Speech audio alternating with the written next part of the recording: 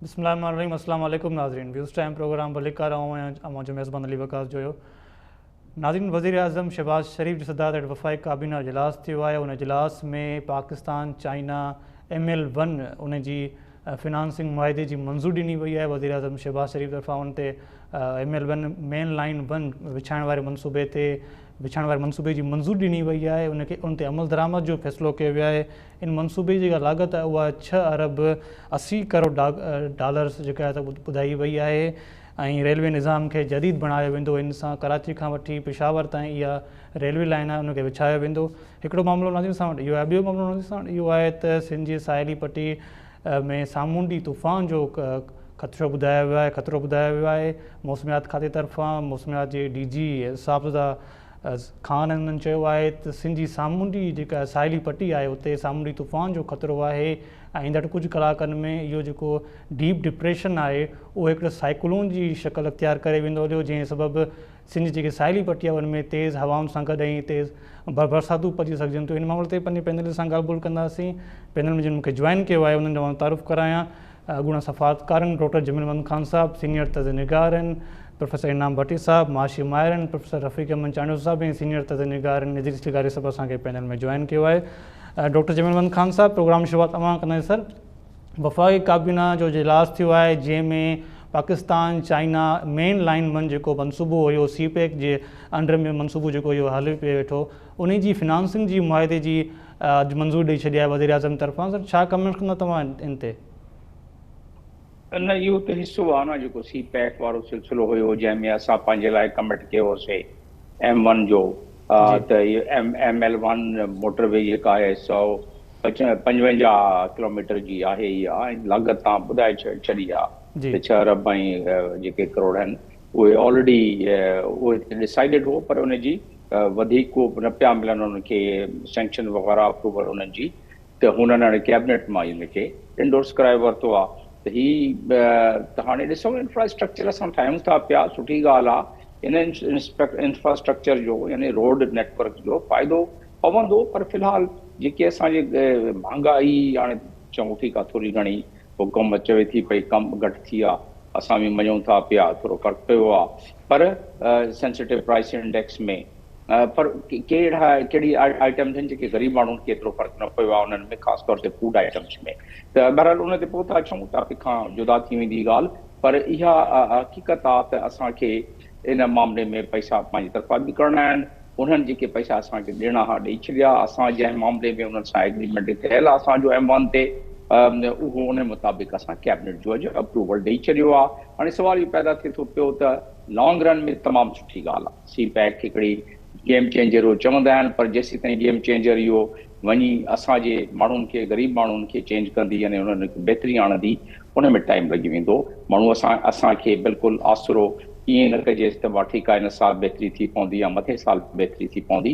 असां तमामु ज़ोर लॻायोसीं त 4-5 साल हिनखे लॻंदा, जेॾी महिल स्पेशल इकनॉमिक ज़ोन इन्हनि सां कनेक्ट थी वेंदा, इन सां जेके ॿाहिराड़ी जा रोड आहिनि उहे कनेक्ट थी वेंदा, जेके सप्लाई रूट्स आहिनि असांजा भाॼी जो असांजी ॿी जेके असांजो थींदो आहे जेको असां पोखींदा आहियूं फसल उनजी मार्केट ताईं रसाई थी वेंदी त सुठी ॻाल्हि आहे, पर उन में शायदि कोई टाइम लॻे। हाणे इन जी कोलैबोरेशन चाइना जी त पंहिंजी जात ते आहे, इहो हिन में 2007 में जेको थियो मुआदो उन मुआदे जे तहत अॻिते ॻाल्हि वधे थी पई ऐं इन में ज़ाहिर आहे ट्रेवल टाइम रिड्यूस थींदो। इन में पेशावर इस्लामाबाद में 6 लाइननि जो इहो जेको मोटरवे आहे इन में पहिरियां 4-5 कलाक लॻंदा, हाणे तक़रीबन 2 कलाकनि में पहुची वेंदो। त उन में ओतिरो ई फ्यूल घटि ख़र्च थींदो, ओतिरो ई माण्हुनि जो टाइम बचंदो, ओतिरी जेका असांजी फ्यूल माना जेके असां इम्पोर्ट कंदा आहियूं उनजी इम्पोर्ट जा पैसा बि कुझु बचंदा, पर अॻिते वञी ऐं उन मां वॾे में वॾी ॿी ॻाल्हि इहा आहे त इन जो जियो पॉलिटिकल जेको मंज़रनामो आहे उन में इन सां SCO शंघाई कोऑपरेशन ऑर्गेनाइज़ेशन जी जेको चार्टर आहे उन जे तहत जेके बि मेंबर मुल्क आहिनि, जेके बि मेंबर्स आहिनि उन जा, उन में इंडिया सूदो, उन्हनि खे असांखे रसाई ॾियणी हूंदी, जेके रोड रस्ता हूंदा आहिनि कि पंहिंजो माल हितां खणी वञनि जे सभु मेंबरिस्ट कंट्रीज़ में पहुचाए सघनि। त इंडिया खे बि हिन में काफ़ी फ़ाइदो पहुची सघे थी वञे, पर फ़िलहालु ज़ाहिर आहे असां उन जे टर्म्स एंड कंडीशन ते खे क़बूल नथा कयूं, पर अॻिते वञी असांखे SCO चार्टर मूजिबि जे हलणो पियो त उन में असां कुझु ॾे कुझु कसर खाई शायदि इंडिया खे बि हिन मामले में असां अकोमोडेट करे वठूं। त उन लिहाज़ सां इहे सभु शयूं मां सम्झां थो त ठीकु आहे, तरक़ी जे लाइ बि ठीकु आहे, पर इन सां जेके पैरेलल तरक़ी थींदी आहे, इन सां जेको गॾु ॿियूं तरक़ियूं थींदियूं आहिनि, जो उहे न थींदियूं त इहे रोड रस्ता असांखे एतिरो कमु न ॾींदा जेतिरी असांखे इन्हनि रोड रस्तनि मां उमेदु आहे। छो जो रोड रस्ता त उन वक़्तु असांखे को आसूदगी ॾींदा, असांखे कुझु इन मां फ़ाइदो पहुचंदो ग़रीब माण्हू ख़ासि तौर ते, जेॾी महिल उन जा ॿिया जेके एवेन्यूज़ आहिनि उहे खुलनि, उन में को वापार जो को सिलसिलो वधे, उन में फ़ोरियो को उन्हनि जो वधे, उन जूं ॻोठनि खे सहूलियत थिए त रोड नेटवर्क जेको प्रोविंशियल लेवल जो आहे उनखे जंक्शन्स जे उन्हनि सां ॻंढियूं, उन जी सवारी जो बंदोबस्तु सुठो थी वञे, उन्हनि जे स्कूल तालीम वग़ैरह उते माण्हुनि खे ॿारनि खे पहुचण में मोटरवे जे थ्रू सहूलियत थी वञे, त इहे सहूलियतूं मिलनि त पोइ त ठीकु आहे। उहे सहूलियतूं जेसि ताईं मिलनि, ऐं पोइ सिंध में उहे बि घटि महिरबानी कंदा आहिनि असांजा जेके मर्कज़ वारा आहिनि, त असांजी मोटरवेज़ जो असां हाल पहिरियां करे चुकिया आहियूं, त असां वरी साइड ते थोरी घटि महिरबानी आहे, पर ॿी साइडनि ते महिरबानी वधीक था कनि। असां चाहींदासूं त असां बि इन मामले में CPEC जा कुझु प्रोजेक्ट असांखे बि अहिड़े हिसाब सां मिलनि त असांजी जेका रोड रस्ता आहिनि उन्हनि खे बि को हिन में फ़ाइदो पहुचे ऐं माण्हुनि खे बि फ़ाइदो पहुचे। जी ठीकु आहे सर। प्रोफेसर असांखे जॉइन कयो आहे मेट्रोलॉजिस्ट आहिनि अंजुम नज़ीर साहब। अस्सलाम वालेकुम अंजुम नज़ीर साहब। वालेकुम सलाम जनाब। सर, ये जो सिंध की साहिली पट्टी पर सामुंडी तूफ़ान का जो बताया गया है, समुद्री तूफ़ान का बताया गया है, सर इस हवाले से आपका क्या कहना है और इसकी शिद्दत क्या है? कब तक जो है ये सिंध की जो साहिली पट्टी है, कोस्टल एरियाज, उस तक पहुंचेगा? लेकिन जी ये आज दोपहर को समुद्री तूफान की शक्ल इख्तियार कर गया है और इसका नाम असना रखा गया है, जो कि पाकिस्तान ने तजवीज़ किया था। तो आज दोपहर को ये केटी बंदर से तकरीबन 88 किलोमीटर जनूब में वाक़या था, और जबकि कराची से 170 किलोमीटर जनूब मशरिक में था जी। और आने वाले टाइम में इसकी जो मूवमेंट है, इसकी जो सिमत है, वो पहले थोड़ा सा शुमाल मगरिब की तरफ आएगा और कराची के बिल्कुल नीचे आके ये मगरिब की सिमत सफर करता हुआ बलूचिस्तान के साहिल की तरफ चला जाएगा। अगर हम सिंध के साहिली इलाकों की बात करें तो सिंध के साहिली इलाके जो हैं, जाती है आपका, उसके साथ सुजावल का एरिया है और ठट्ठो का एरिया है, यहाँ फिर कराची की जो साहिली पट्टी है, इसमें कल शाम तक जो है वो तेज हवाएं चलती रहेंगी, समंदर में तुग़यानी रहेगी, और इसके साथ साथ आज रात गए या कल की दिन में मूसलाधार से बारिश का इम्कान रहेगा। ताहम जो बाकिया हिस्सा हैं, जैसे बद्दीन है, मीरपुर खास है, या थरपारकर के जो मशरकी हिस्से हैं, उसके बाद आप टंडो मोहम्मद खान की बात करें या हैदराबाद की बात करें, तो इन इलाकों में हल्की से दरमियानी बारिश का इम्कान हो सकता है। ठीक है, जमील अहमद खान साहब तव्हां को सवाल करणु चाहींदा अंजुम नज़ीर साहब सां? जी जी ज़रूर। अंजुम साहब, सवाल ये है कि आपने अपनी फोरकास्ट दी है जो कि मुफीद है यहाँ के लोगों के लिए, लेकिन पिछली कई मरतबा ऐसा हुआ कि अरेबियन सी का ये रिकॉर्ड कम है कि वो हमारे साहिलों से टकराए। ज़्यादातर वो अपना रुख मोड़ लेता है कभी गुजरात के तरफ, और इस दफ़ा भी जो पेशन गोइयाँ हो रही हैं उसके मुताबिक ये ओमान के तरफ रुख मोड़ लेगा। लेकिन इसका ये हरगिज़ मतलब नहीं है कि हम उसकी तैयारी न करें।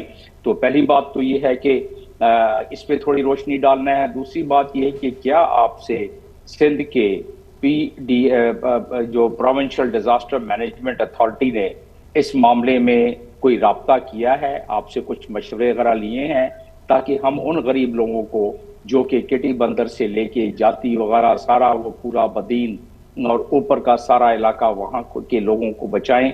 और आखिरी बात इसी में तीसरा सवाल जुड़ा हुआ ये है कि ये अगर टकरा गया, ये फाल हुआ हमारे साइलों पर, हमारे सिंध के शोर्स पर, तो उसमें बरसात बहुत बढ़ जाती है, जैसे पहले 22 में हुआ या उससे पहले हुआ, और उस बरसात की वजह से हमारी तबाही ज़्यादा हो जाती है। तो इन तमाम चीज़ों पे थोड़ी रोशनी डालेंगे तो फ़ायदा हो जाएगा हमारे सिंध के लोगों को। जी बहुत शुक्रिया जनाब, आपके तीनों सवाल बहुत इम्पोर्टेंट हैं। पहले सवाल की मैं बात करूं तो जी आपकी बात बिल्कुल ठीक है कि अक्सर ऐसा होता है कि समुद्री तूफान आते हैं और वो टिल्ट होके हमारी तरफ नहीं आते। तो ये इस पे अल्लाह का करम भी है और साइंटिफिक रीजंस भी हैं उसके, मैं उसकी डिटेल में नहीं जाऊंगा। दूसरी बात, ये जो मौजूदा तूफान है इसका हमारे किसी भी साहिली इलाके से टकराने का कोई इम्कान मौजूद नहीं है, ये हम पहले दिन से कह रहे हैं। दूसरी बात, ये ओमान की तरफ जाएगा और इवन ये ओमान के साहिलों से भी नहीं टकराएगा और इस बात की तवक्को है कि ये समंदर में ही खत्म हो जाएगा।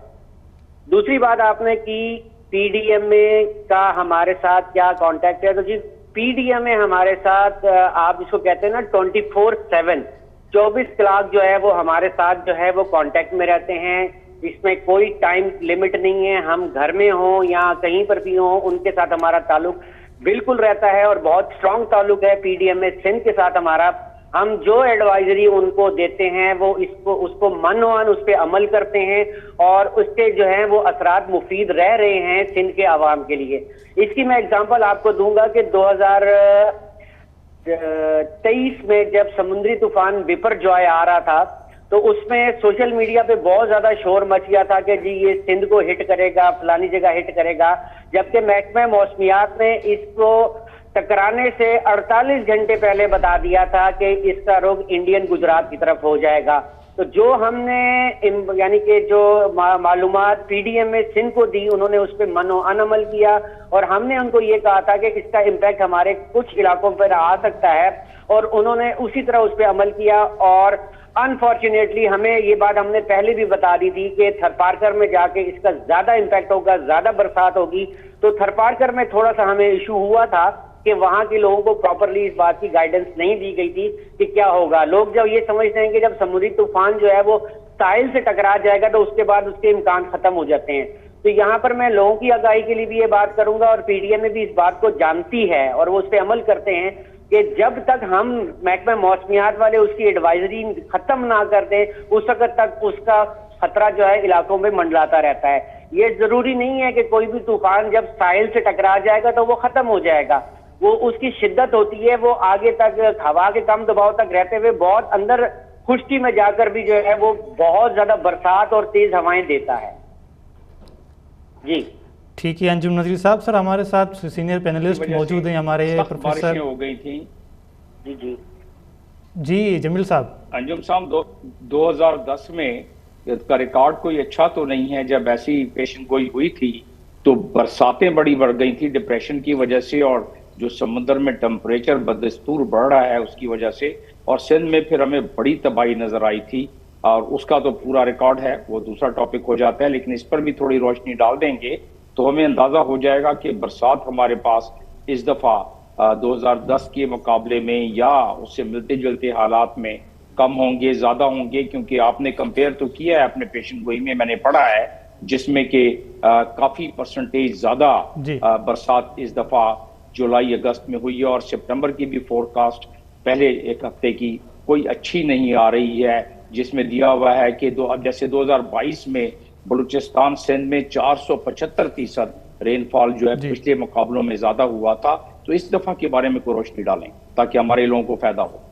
जी देखें, पहली बात जो आपने की 2010 वाले साइक्लोन की, उससे पहले मैं जाऊंगा जो हमारे लिए मौसमियात वालों के लिए भी एक यूं कह लें कि आज तक हमारे दिल पे वो लिखा हुआ है 1999 का साइक्लोन 2A, जिसने ठट्ठा और बद्दीन को हिट किया था और उसमें हमारी ठीक ठाक कैजुअलिटीज हुई थी एज कम्पेयर टू 2010। तो उस वक्त आप कह लें कि टेक्नोलॉजी की एडवांसमेंट नहीं थी। 99 में तो पीडीएमए का कोई मौजूद ही नहीं था सिरा। अगर हम 2010 की बात करें तो 2010 के साथ में हमारा जो है वो एनडीआरएम का जो है वो कानून एक्ट पास हुआ था। तो पीडीएमए को बाद में जब क्या कहते हैं स्ट्रेंथन होने में टाइम लगा, स्पेशली 18 अमेंडमेंट के बाद, जब डिजास्टर मैनेजमेंट जो है ये सूबों को दे दिया गया है, सूबों का ये है ज्यूरिसडिक्शन है, तो उसके बाद से जी आपकी जो पीडीएमए सिंध है ये बहुत अच्छा काम कर रही है। हमने पीडीएमए सिंध और इंटरनेशनल एनजीओज के साथ मिलकर आपके डिस्ट्रिक्ट डिजास्टर मैनेजर्स को बहुत सारी चीजें सिखाई हैं, उनको लोगों को बताया है कि अगर किस किस्म की कुदरती आफात में आपने क्या किस तरह अमल करना है। दूसरी बात आपने बात की कि पेशन गोई के मुताबिक जो हमारा रिकॉर्ड है, जैसा कि हमने अपनी क्या कहते हैं सीजनल फोरकास्ट जो कि मॉनसून के बारे में बताई थी, उसमें हमने अबव नॉर्मल रेन का जिक्र किया था। दूसरे नंबर पे हमने ये कहा था कि जो इसका सेकंड फेज होगा मॉनसून का वो ज्यादा इंपॉर्टेंट होगा, ज्यादा विगरस होगा। तो मैं अगर आपको आदादो शुमार बताऊं तो 1 अगस्त से आज 30 अगस्त तक हमारे सिंध के सूबे में 318% ज्यादा बारिश हुई है। अगर हम बात करते हैं सिंध की औसत बारिश की जो अगस्त के महीने की है पूरे प्रोविंस की, तो वो 52.9 मिलीमीटर है, 52.9 मिलीमीटर। जबकि आज सुबह तक जो रिकॉर्ड बारिश की गई है वो 221.2 मिलीमीटर है, यानी कि अपने नॉर्मल से 318% ज्यादा है। और अगर हम मॉनसून की बात करें तो मॉनसून पूरे में 1 जुलाई से लेकर 30 अगस्त तक 125% बारिश ज्यादा हो चुकी है। अब आने वाला महीना सितंबर का है, तो पहले एक बात की जाती थी कि मॉनसून 15 सितंबर को खत्म हो जाता है, लेकिन अगर आपको 2022 याद हो तो 2022 में 30 सितंबर तक मॉनसून की बारिशें होती रही हैं और इस साल भी इसी बात के इम्कानात है कि ये मॉनसून प्रोलॉन्ग करेगा सितंबर के एंड तक। तो आने वाले दिनों में 2 मॉनसून के सिलसिले जो हैं वो सिंध को इफेक्ट करेंगे। अगर मैं हालिया बात करता हूं तो जैसे ही हमारे यहाँ पे एक साइक्लोन बना हुआ है, इसी तरह बे ऑफ बंगाल में एक लो प्रेशर एरिया बना हुआ है जो डिप्रेशन बनने जा रहा है और उस बात की तवक्को है कि आने वाले 5 से 6 रोज के दौरान वो सिंध की तरफ आएगा और सिंध के मशरकी इलाकों में बारिश बरसाएगा। ठीक है सर, हमारे साथ पैनल में सीनियर पैनलिस्ट भी हमारे मौजूद हैं, प्रोफेसर रफ़ीक अहमद चांडो साहब, एनजीस लिगारी साहब। प्रोफेसर रफ़ीक साहब तव्हां को सवाल करणु चाहींदा अंजुम नज़ीर खां? ठीकु आहे, इदरीस साहब सर तव्हां को सवाल करणु चाहींदा? महिरबानी लिवकर्स, मुझे ख्याल में जमील अहमद खान साहब तमाम तफसीली सवाल वरता है, मेहरबानी तव्हांजी।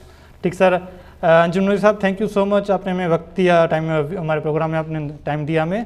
रफ़ीक अहमद चांडो साहब सर जो पाण ईंदासीं तूफ़ान वारे मामले ते, पर जो ही ML1 वारो मामलो आहे पाण ॻाल्हि ॿोल करियासीं, जीअं डॉक्टर जमील अहमद खान साहब इन ते ॻाल्हि कई त सुठो मनसूबो आहे ऐं इन ते जेके पर सर सवाल इहो आहे त इन मनसूबे में जेका फिनांसिंग वारो मुआइदो उन में देरि जा कारण कहिड़ा आहिनि? छो त इहो मनसूबो माज़ी में ॿुधायो वियो हो त इहो पाकिस्तान जो तमामु वॾो मनसूबो आहे CPEC जे अंडर में, त तव्हां सर छा कमेंट कंदा आहिनि ते? हीअ अजीब सूरत हाल आहे जी, ही रेलवे जो ट्रैक आहे जेको ठाहियो पियो वञे, जंहिंखे हवेली वटि जेको ठाहिनि था, ड्राई पोर्ट आहे जंहिंजे लाइ इहा सॼी सूरत हाल आहे।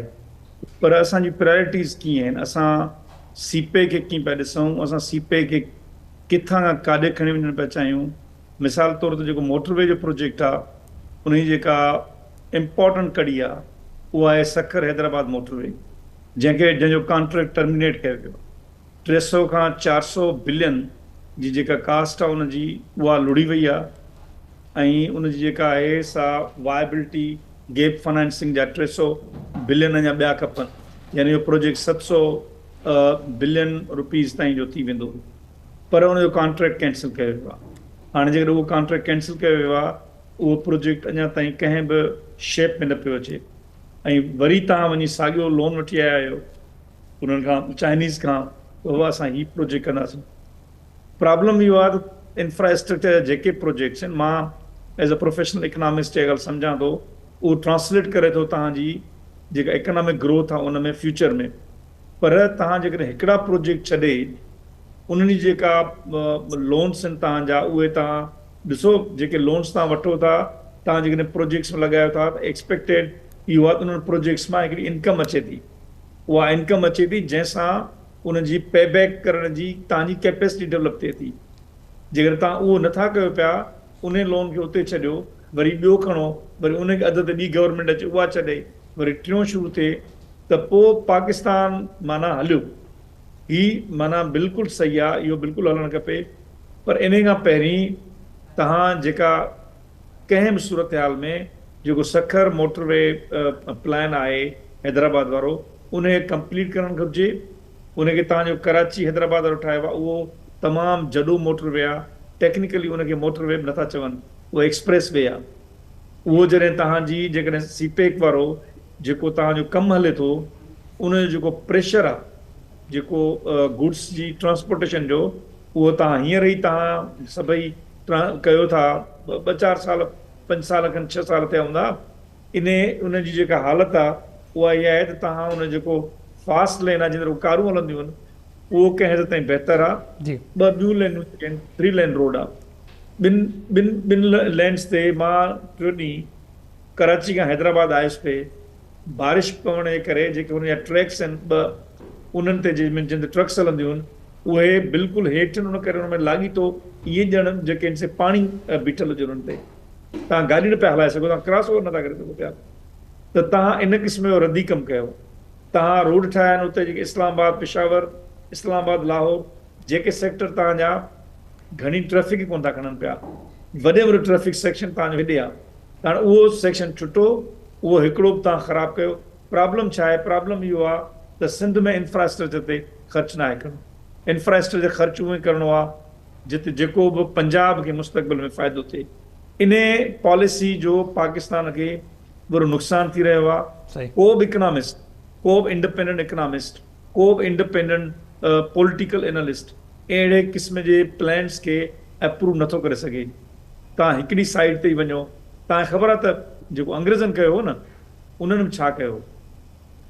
उन्हनि जॾहिं कॉलोनी हुई असांजे मुल्क, त उन साॻे दौर में जेकर तव्हां इंग्लैंड वञण ते तव्हांजो तव्हां लंडन शहर में ॾिसंदव, उन साॻे दौर में उते इंफ्रास्ट्रक्चर डेवलप थी रहियो। असां वटां हिते सामान खणंदा हुआ, कपिड़ो खणंदा, चांहि खणंदा, ॿियूं शयूं मसाला हर शइ उते वञी विकिणंदा हुया। मैन्युफैक्चरिंग लिफ्ट ऐं चांहि बि उते थींदी हुई। उनजो इम्पैक्ट छा हो? 2 शयुनि ते वियो। जेको त ह्यूमन रिसोर्स ते हुननि ख़र्चो कयो, ॿियो हुननि इंफ्रास्ट्रक्चर ते ख़र्चो कयो, जंहिंखां पोइ हुननि जी डेवलपमेंट मल्टीप्लाई थी। असां इलाही पोइते आहियूं, पर प्रायोरिटी असांजी ठीकु हुजणु घुरिजे। ही मिस प्रायोरिटी आहे, इन करे मां सम्झां थो त ही ॿिन्ही तरफ़नि खां ॿेड़ो ॿोड़ींदी। जी ठीकु आहे सर, हदीस लिगारी साहिबु तव्हां छा कमेंट कंदा? जीअं प्रोफेसर रफ़ीक अहमद जानिब साहिबु हिन खे मिस प्रायोरिटीज़ जो जेको नालो ॾिनो आहे, तव्हां सर छा कमेंट कंदा? ऐं ॿियो जेको हीउ वॾो मनसूबो आहे, असां सिर्फ़ु मोटरवेज़ ते ई जेके आहिनि पैसा ख़र्चु कयूं था अरबे रुपया, पर जेको इहे असांजो रेलवे लाइन्स आहिनि इहे तमामु ज़बून हाल लॻी पियूं आहिनि। सॼी सिंध ॾिसूं, पाकिस्तान ॿियनि सूबनि में ॾिसूं, इन्हनि खे छो कोन थो बहितर कयो वञे जेकी हीउ मनसूबो सीपेक जी अंडरशिप में आहे, मेन लाइन 1 वारो?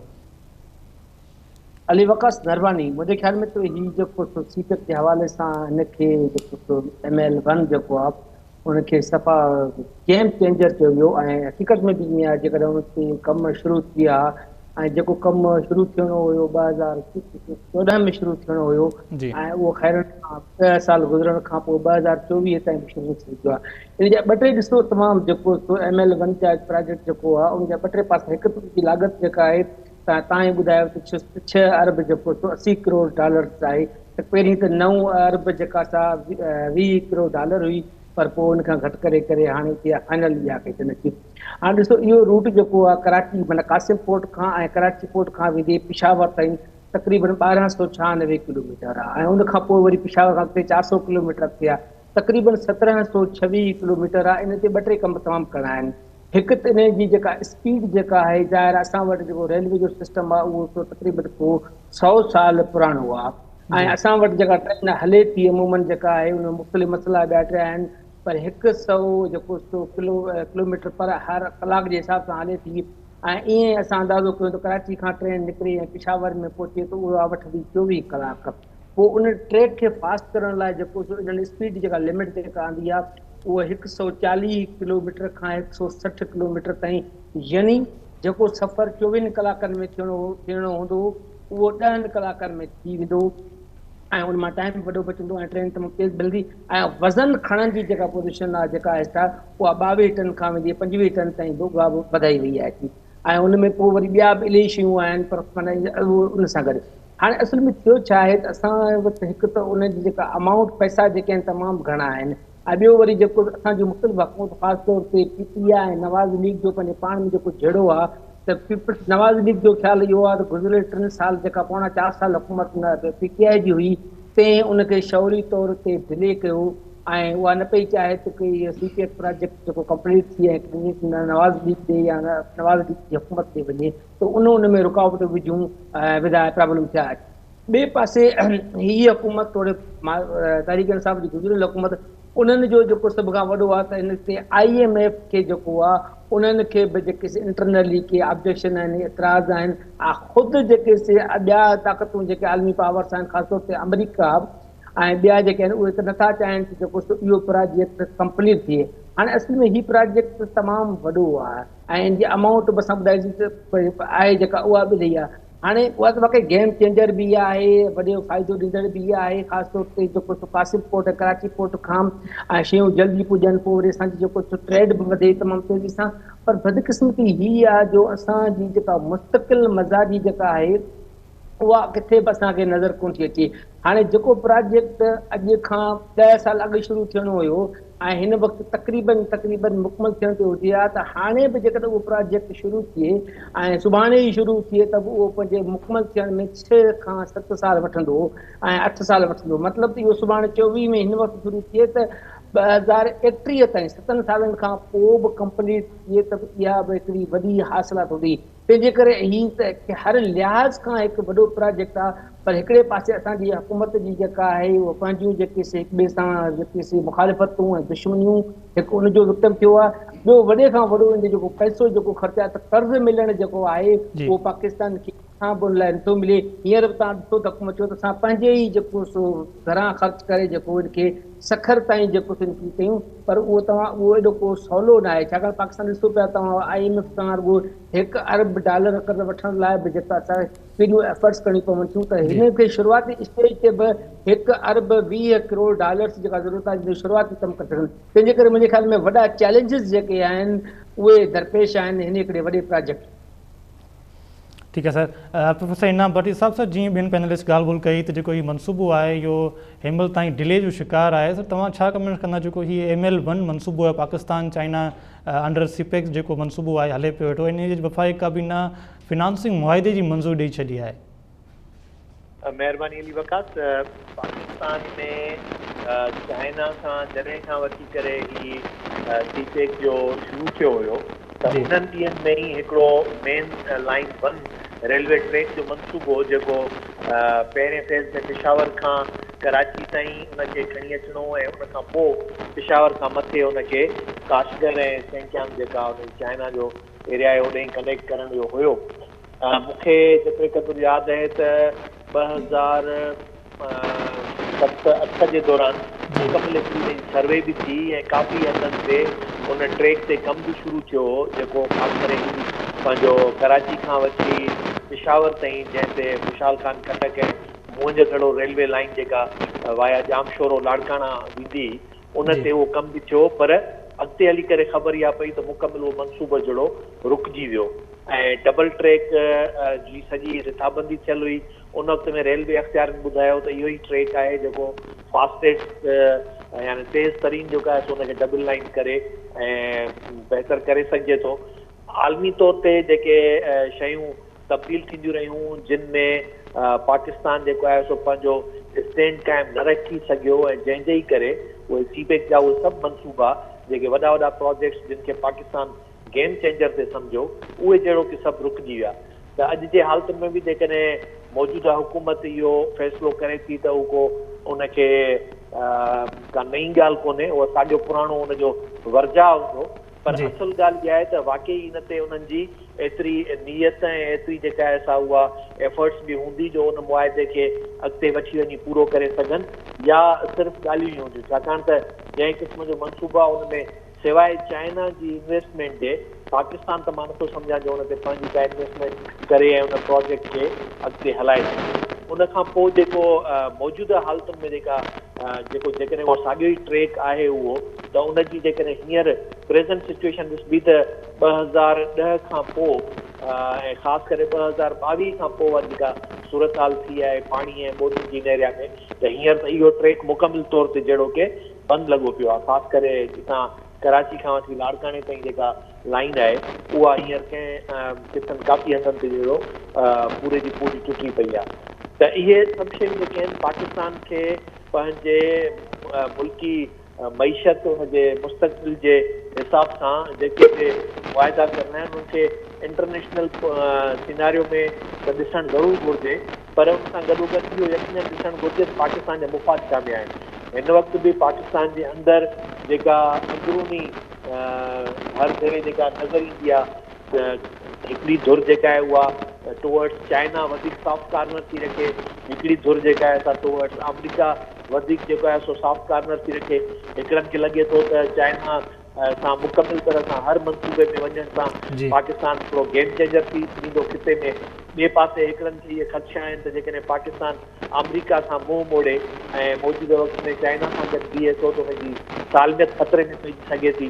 त मौजूदा वक़्त में इहे ॿई चैलेंजिस हिकिड़ा मौजूदु आहिनि, जंहिंमें हिन वक़्तु जेका आलमी सूरत हाल आहे चाइना ऐं अमेरिका जी, त उन में पाकिस्तान मुआशी मुआइदा उन्हनि खे सियासी मुआइदनि सां कीअं बैलेंस करे हलाए सघंदो, जंहिं वक़्तु पाकिस्तान मुकमिल तरह पंहिंजी पॉलिटिकल अलाइनमेंट अमेरिका सां रखंदो हुजे ऐं मुआशी तौर ते उनखे वधीक चाइना वेझो नज़र ईंदो हुजे, त अहिड़ी सूरत हाल में इहो ॾाढो ॾुखियो अमल आहे। त मुंहिंजे ख़्याल में हिन वक़्तु बि आउं ईअं थो सम्झां त सिर्फ़ु मंज़ूरी जी हद ताईं ॻाल्हियूं आहिनि ऐं हक़ीक़ी तौर ते अमली तौर ते उहो तॾहिं मुमकिन थी सघंदो जॾहिं चाइना इन क़िस्म जी जेका आहे उहा पेशरफ़्त करे ऐं हू पंहिंजे प्रोजेक्ट में किथे बि उनजी शुरूआत करे, त तॾहिं जेको आहे सो लॻंदो त इहो मनसूबो थी सघे थो। पर हक़ीक़त में इहो फ़ाइदेमंद आहे पाकिस्तान जे लाइ बि ऐं ख़ुदि चाइना जे लाइ बि जेकॾहिं फास्ट ट्रैक रूट इहो ठहे थो ऐं कराची पोर्ट ताईं जेकॾहिं पहुचे थो त उनजो सस्ते में सस्तो ऐं तेज़ तरीन जेको ट्रैक हूंदो उहो इहो मेन लाइन 1 ट्रैक जेका सर्विस हूंदी रेलवे जी उहा थी सघे थी एज़ कम्पेयर टू ॿिया जेके बि रोड ट्रांसपोर्टेशन या ॿिया जेके बि रस्ता सीपेज जा हुजनि था उन्हनि में। जी अली वकास। ठीकु आहे सर। डॉक्टर जमील खान साहब, सर मूं वटि टाइम तमामु घटि आहे, 2 मिनट में तव्हांखे तव्हां जवाबु ॾिजो। सर जीअं प्रोफेसर इनाम भट्टी साहब चयो त इहो मुआइदो सिर्फ़ु असां ॾिसूं त डॉक्टर रफ़ीक अहमद साहब तव्हां ई सर जो जवाब मूंखे ॾिजो त जेको जीअं ॿुधायो प्रोफेसर इनाम भट्टी साहब त इन ते इम्प्लीमेंटेशन थींदी नज़र न पई अचे इन मनसूबे ते। जी प्रोफेसर इनाम रफ़ीक चांडू साहब।